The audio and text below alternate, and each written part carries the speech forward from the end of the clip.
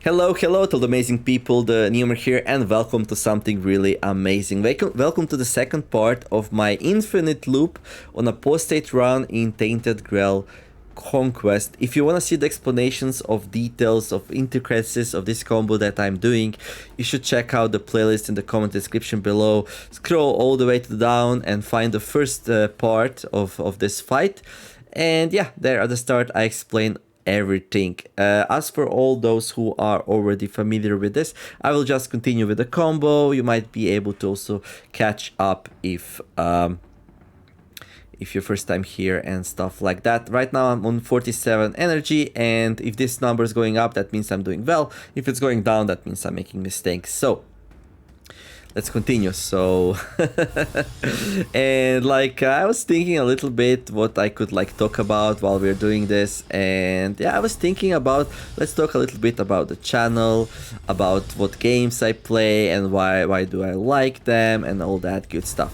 So let's start with this game, obviously, since I'm playing it here. So it is a deck builder, RPG, kind of like deck builder with like a story, and you actually walk around with a character between encounters. You find these NPCs, you have like these events with them. Oh, this is like the worst possible time to actually flip here, so you will see my number going down actually here, so you'll be like, he's doing bad. But yeah, it's been playing it for quite a bit now and I'm enjoying it a lot. My favorite part is actually deck building. The whole RPG and NPCs and decision making kind of adds to the atmosphere, I guess. But in general, the deck building aspect of this game is really good. And as any roguelite, you unlock more and more stuff as you play, become more and more powerful, and at some point you'll become able to do what I'm doing right now, at least on some classes. This is my 12th run. I have 11 victories in this game in a row. It is a really hard game, but it is actually very, how should I say it? It's very fair. It's very fair. So if you're doing things right, you will be doing well in this game. Of course, I would say though that since like I'm doing good, so I would of course say, yes, it's a hard game, but me, Neomer, your champion of light, your favorite YouTuber, hopefully I'm your favorite YouTuber if you're watching this still. I'm like, you know, I'm like, and I'm really good, like, you know, really good. So of course I would say that, but no, I do really mean it. Like, I also played some games which are easier, and then I do say, yeah, okay, this game is a little bit on the easy side. Like, for example, the Shadow Gambit is a little bit on the easy side, but yeah, this game, I came so close to dying a couple of times, and it's like, just because of my very greedy and defensive way I built decks, I was able to pull through, I think. So yes, alpha striking is a thing. You can build a very aggressive deck and do super well, but sometimes you will get these enemies which well, they are not like, they either have a lot of HP or it's really hard to take them down super fast, and then you get in trouble unless you have enough defenses. So so funny thing is, even my first class I played in this game, like the Weird Hunter, oh, this is like a really bad transition, but I'm already on 60 energy, so that's good, even though the transition was just horrendous. So by transition, I mean when I get to 12 maneuvers played and then all maneuvers get flipped on the other side, when I want at that point to have all my exhausts bad sides up for hidden potential. So all the bad sides up, exhausts get turned into good sides up, which is hidden potential. So yeah. But as I'm gonna be talking here, then you can expect a lot of mistakes, but we have room for errors, so that's fine. But anyway, okay, so this is like a pretty good, so we're gonna flip everything now, and once I play this, it's gonna be on the exhaust side, and then everything gets flipped, and bam. Well, actually, no, this one got played multiple times, so it's not ideal. But it's okay, But let me get back to why I like this game, right? So it's like, you can play it in like different ways. You can play it defensive, you can play it offensive. I think both works. I know at least one person who plays it offensive, and it works for them, so that's definitely an option. But I always felt like in games like this, the more reliable way to play them is defensive way. Of course, that makes it take a little bit longer, but personally, I'm not too worried about that. Like, I like to enjoy my games nice and slow, and yeah. So right now in this game, after 11, this will be the 12th run, I completed all the quests. Well, most of the quests, and like I still feel like the game wants me to do something else, which I'm not sure why, but I'm like super close to completion. I didn't like unlock and get all the meta currencies, but most of my NPCs which give rewards for having for giving the meta currencies really highly upgraded. So for example, my favorite NPC is the fighter, the trainer. Yeah, the trainer. And he's the one which allowed me to copy my hidden potential and my shots of destiny multiple times in order to be able to like do this strategy. Now, there was something weird there. I was not supposed to be able to like copy that many cards. I was able to copy enough cards to actually pull off the combo, but I was able to copy a couple more cards than I actually should be able to. So I guess there was a bug there which will speed this thing up, but that's only fair because everyone else who's on the score table was also able to like probably duplicate card multiple times. So it's an even playing field. What do you want me to say? And that's good.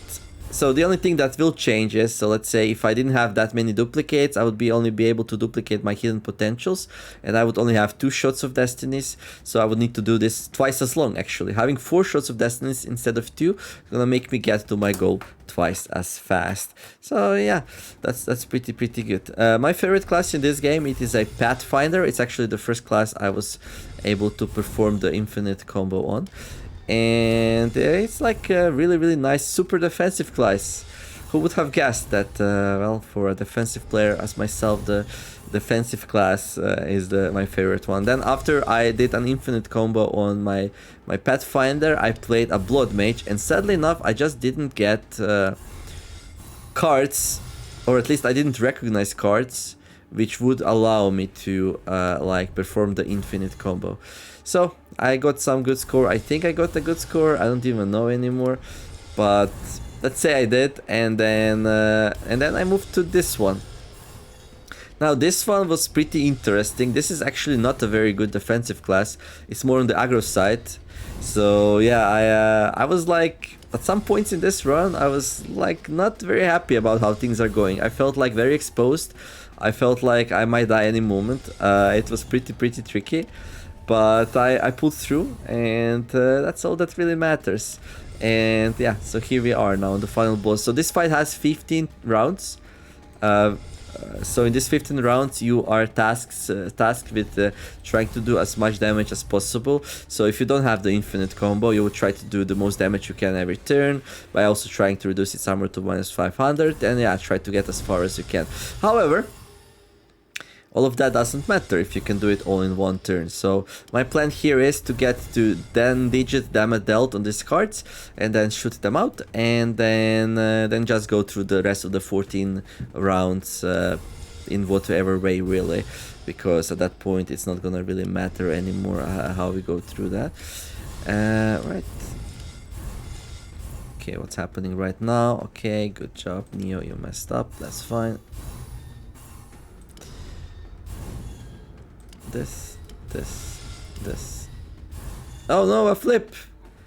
Badly timed flip again. That's fine though. We're up to 77 energy, so that means that I'm doing well enough here while also talking and hopefully giving you some nice insight of behind the scenes of my experience through this game and all that good stuff.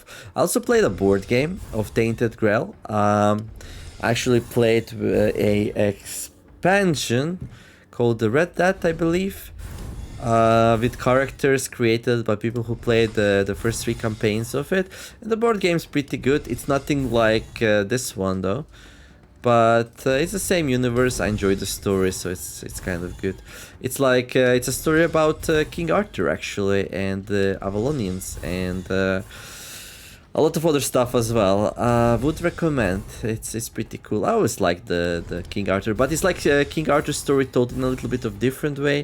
There are some elements you might recognize, like Merlin and stuff like that, but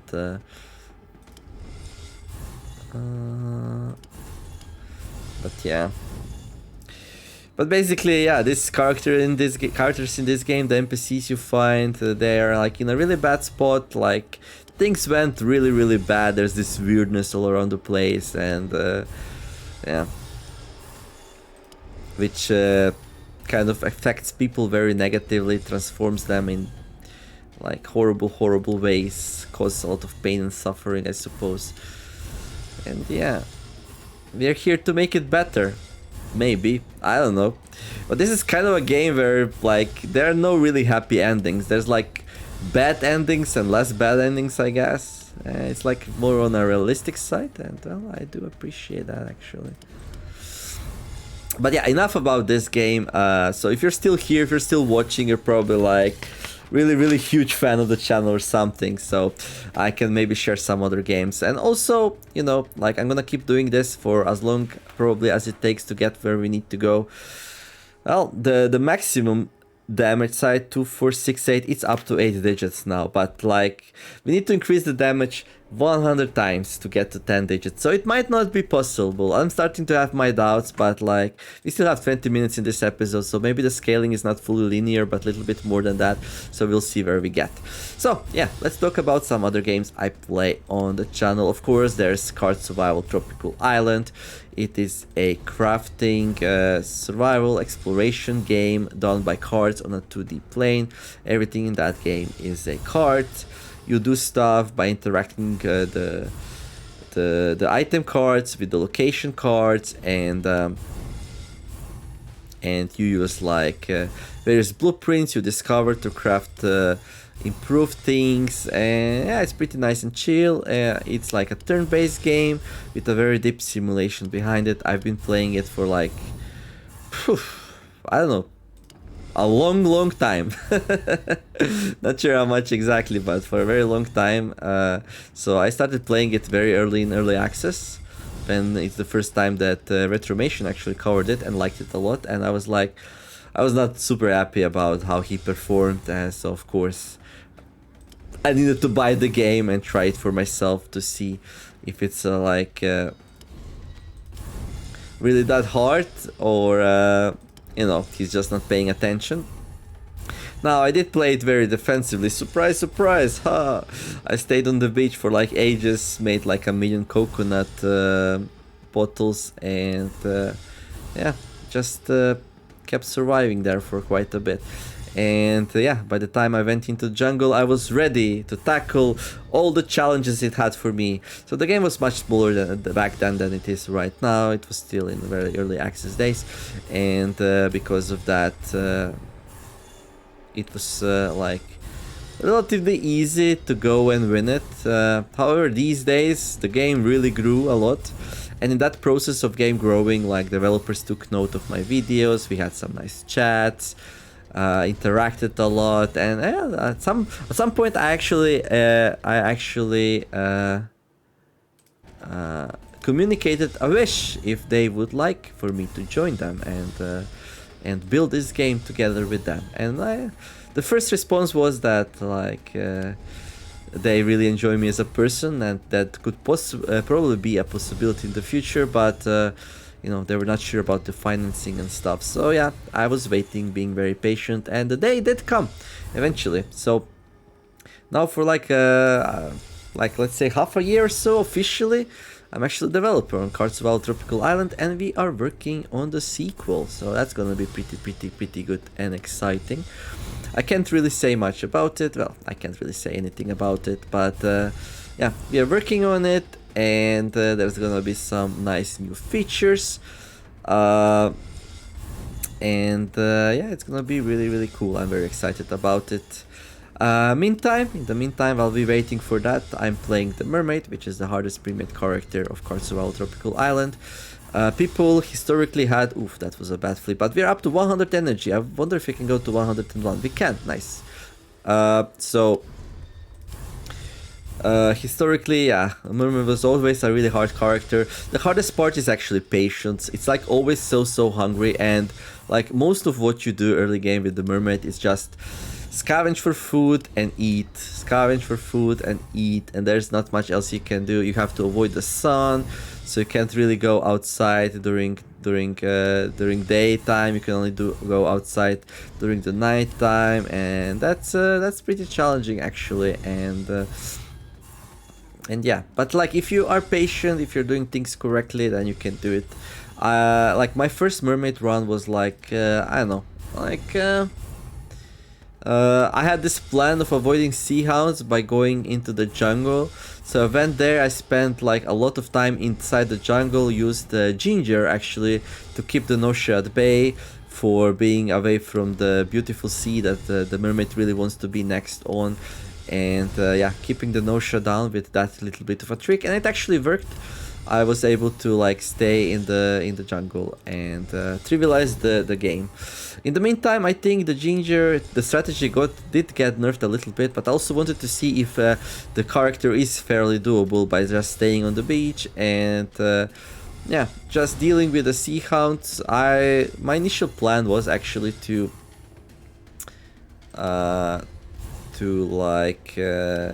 fight them, so I heavily started investing into the spear skill, but very soon I realized this will just not work out because yeah, this is not the moves. Oh, it's not a flip actually, because like the skill was not going up fast enough, and I wanted to pair it up with the fiber armor as well, but like yeah, the skill was just not going up fast enough, and my tailoring skill also wasn't going up fast enough. So I realized I will not be able to really fight them anytime soon after they start appearing on day 20 or so. So yeah, I gave up on the fighting strategy and I decided to go for the healing strategy, which is like gathering spider lily, ginger and kava, and using those to survive the bad times when you are suffering from pain and sea power, as it's called by the sea hounds. And turns out the immune system of mermaid is like super powerful, so she really dealt with the parasites really well. So it turned out I didn't really even have to like get all the medicine, but I'm still happy that I did. Like it felt kind of cool to do.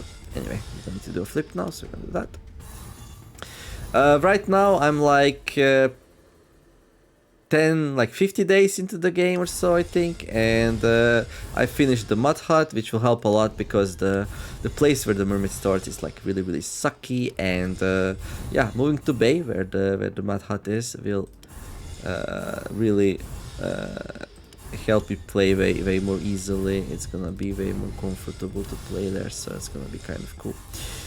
Alright, I'm thinking here I might start playing a little bit faster since I have a lot of energy. I'm thinking like just spamming these cards a little bit just to see how high we can get in this episode, even if that means probably like going a little bit down in energy, but like I have a huge surplus right now, so I think that's gonna be pretty good regardless.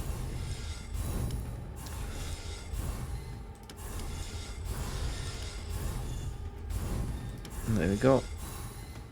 So yeah, don't mind me just trying to play a little bit faster now. Okay, that's good. Let's flip. I try to do flips relatively well at least. I don't see much reason not to try at least.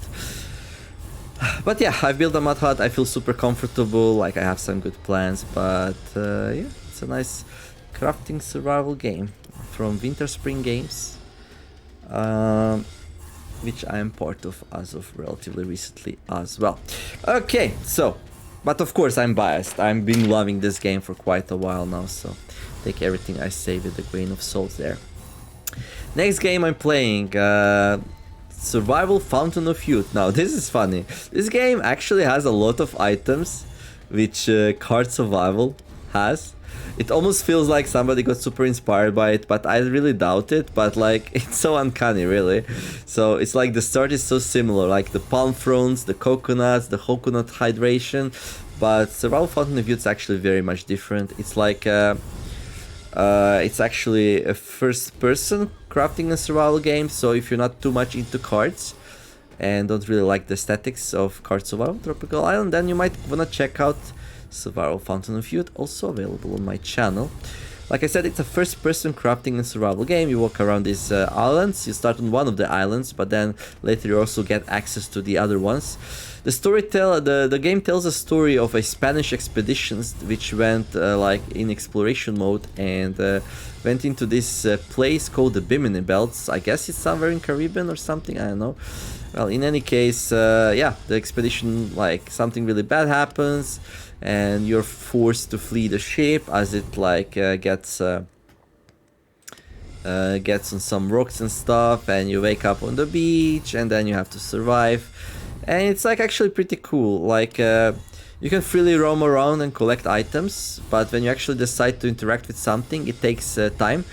So, for example, I don't know, wanna pick up some coconuts, it's gonna take you like 10 minutes to pick them up from the palm tree or something like that. I'm just like making up numbers right now.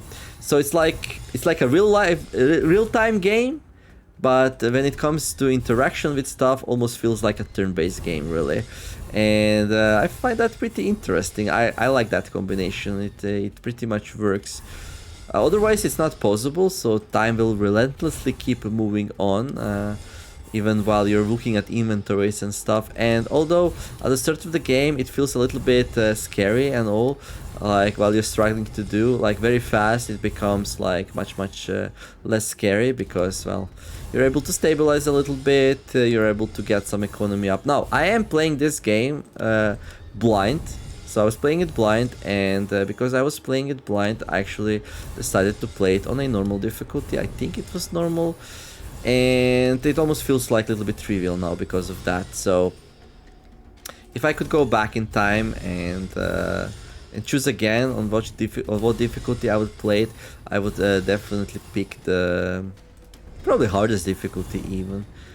And then, of course, I would have to play more carefully, but it would be way more interesting. But the way I'm playing it right now, the game allows me to do lots of silly stuff because it's way less punishing than it usually would be. And yeah, it's pretty enjoyable. And actually, I said I'm gonna be playing faster, but here I am on 128 energy, so yeah. So 10 more minutes, let's go. So I will also like do some more videos here. I decided to go against speeding it up, because if you really don't wanna listen to me talk about stuff, well, I guess you can just go to the end of the video and see where I got, and I guess then go and watch the next one, and yeah, I don't know. In any case, game's pretty cool. It has a lot of content. It's still in early access. They're still developing it. But what I saw so far, it's like very realistic, nice, immersive, and yeah, it's pretty chill to play. So I'm gonna be playing it for a while more. I feel like there's still some content to be found. I reached copper recently, and then the next thing will probably be iron after that, but yeah. Also, time flies when you play it. But it's a pretty cool game, would recommend. Okay, so next one would be, let me think, Shadow Gambit, yay! So Shadow Gambit is a tactical stealth strategy game, I guess.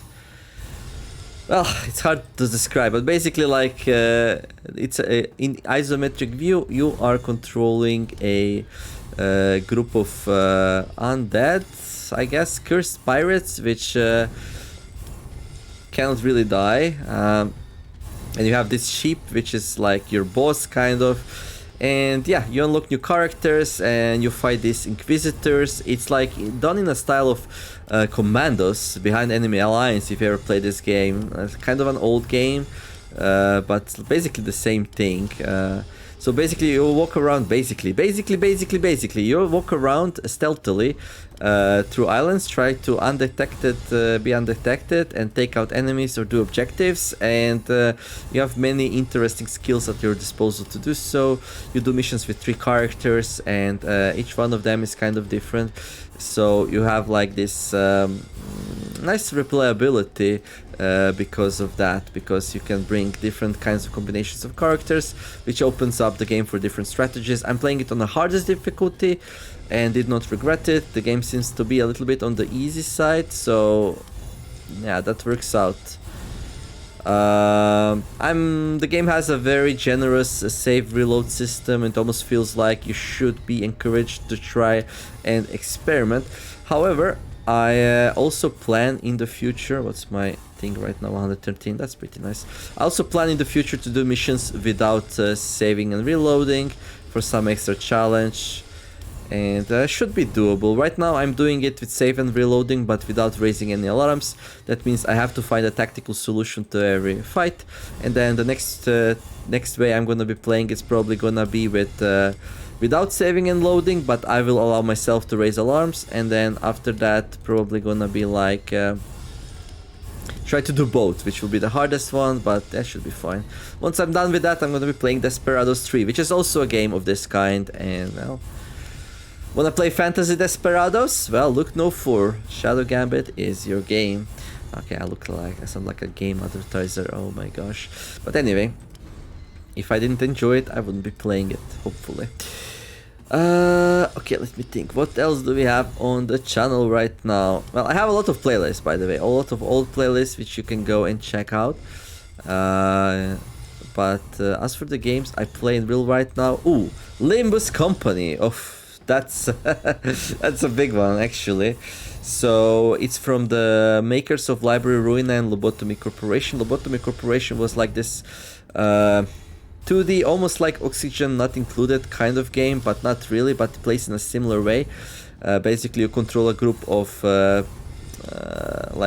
employees, and then you send them to interact with different abnormalities and stuff. It's kind of cool, like every abnormality has a different need and so on. And then after that they created like Library of Ruina, which was a, let's call it a deck builder, party builder, kind of tactical turn-based game. Both of these games have a lot of narrative, they're in the same universe. And finally the one I'm playing right now, which I'm gonna be talking a little bit more, is Limbus Company. It's their first free-to-play game. It has gacha mechanics, but it's like super generous on it, so you can do well even if you are playing it just for free-to-play. So their plan is to like use this to finance their future games, but I feel like it's almost like a meme, like how much they actually, how friendly they actually are when it comes to unlocks and stuff. So I mean, surely, like, I did support the game by actually buying some season, let's call them passes. I think they're actually called, yeah, they're probably called season passes, battle passes, like similar to how the Genshin Impact does it. And yeah, if you have it, it helps you unlock stuff faster, which is like nice for me as a content creator, and nice for them since I actually invested some money in it. But yeah, it's like it's a little bit less tactical than Library of Ruina. Like Library of Ruina was really about choosing how you're gonna do your fights, while the Limbus Company is more like about what kind of party you're gonna make. Still has some tactics, and one type of encounter actually does let you like choose exactly how you're gonna target and what, but like there's also a different type of encounter where you have much less choice in how the abilities will get executed. So if anything, that's like the biggest difference, right? And yeah, as a big Library of Ruina fan, I feel like this game is maybe a tiny bit on the weaker side, but I do enjoy collecting stuff and unlocks, and that part is definitely stronger, and the open nature of the game where you can choose what content you do and when. And it's also in early access, and well, is it in early access actually? Well, it's not finished. It's not finished. They have this thing called seasons where they release new content, and yeah, every now and then comes a new chapter which unlocks more of the story, and so you can go and do more stuff. In the meantime, you're free to like experiment with the different characters, and yeah, building different groups, finding synergies, trying to unlock the rarest of them characters through the gacha system and all that good stuff. What's the time? Oh, we are closing here to 30 minutes. Okay, but yeah, Limbus Company, a gacha game from Project Moon. I would heavily recommend this studio. Check out all three of their games. I think they do it really, really well. I think they have some very good ideas. I think they tell really nice stories. It's super fun to play and watch the stories and read the narrative and all that good stuff. Okay, cool. So here we are, 30 more minutes later. We're gonna check out our Shot of Destiny here. I'm gonna compare it to my last number here. So after first 30 minutes, we had, if I'm reading this correctly, we had 3 million damage. It was a 7-digit score, right? Really? We had 3 million last time? Okay, this time we have 2, 6, 6, 2, 0, 5, 7, 6. And this, ladies and gentlemen, it is an 8-digit number. Ooh, that's nice. So we improved our damage like 8 times. So if you can do the same in the next video, we will be done. So I'm gonna continue. Now, I'm worried it might be slowing down, but we'll see. But anyhow, that's gonna be it for this one. If you liked it, don't forget to like and subscribe. Let me know how you feel about this challenge of mine. Let's call it a challenge, even though it's just mindlessly playing super powerful cards. I did get a lot down on energy though, so I was speeding up a little bit. So I will need to recover some of the energy eventually, but that's alright. And yeah, maybe that was the reason why I did so much more this episode. Maybe. But yeah, I'll see you on the next part. I wish you all to have a wonderful day, do some nice things, be kind to each other, and let's make the world a better place together. Thank you all for watching, and see you in the next episode of Tainted Grail Conquest, the Infinite Loop, the Score Attack. The Neemer signing out. Bye bye.